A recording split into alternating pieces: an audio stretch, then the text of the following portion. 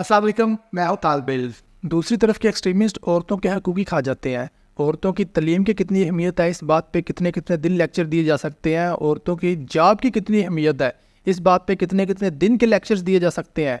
आप देखें, आज की बात नहीं है, पुराने ज़माने में भी औरतों की डिलीवरीज होती थी तो औरतें करती थी, दाइयाँ आती थी और वो पैसे लेती थी अपने काम के। वो बच्चों को दूध भी दाइयाँ पिलाती थी। ये सब काम थे यार, पहले दबाने वाली, खिदमत करने वाली, उस काम के पैसे होते थे।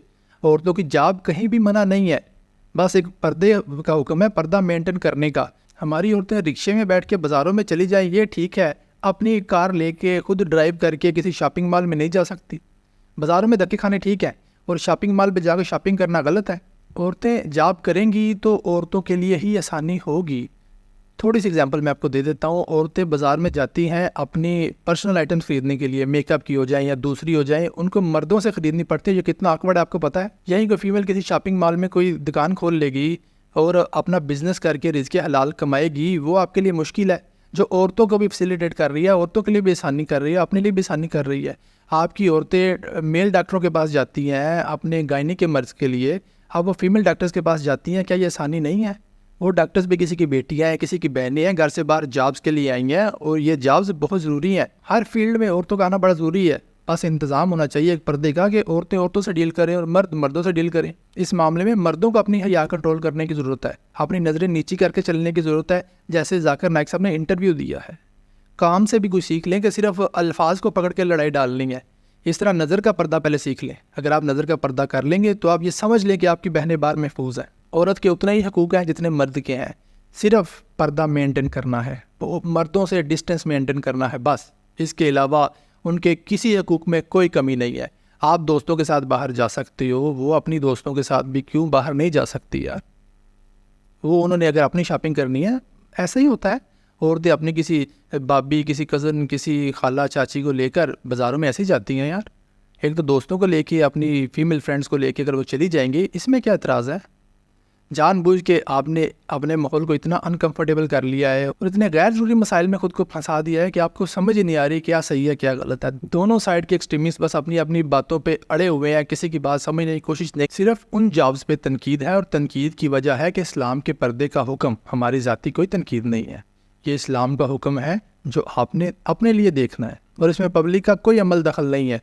जो मैक्सिमम था जो डॉक्टर जाकिर नाइक साहब ने तबलीग का कर दिया, बस इससे ज़्यादा किसी पब्लिक का कोई इख्तियार नहीं है। आप किसी औरत को कहो या किसी को डांट करो, ये उसकी पर्सनल चॉइस है। उसने अल्लाह को अपना जवाब देना है। उसको उसके घर वाले, उसके जो महरम हैं, वो उसको समझा सकते हैं या पूछ सकते हैं। पब्लिक का कोई भी शख्स या किसी भी तरह ना किसी से आप सवाल कर सकते हैं, ना आप किसी को कह सकते हैं। मैक्सिमम एक तबलीग होती है, वो भी आप किसी को पॉइंट आउट करके नहीं कर सकते, तू ऐसा कर।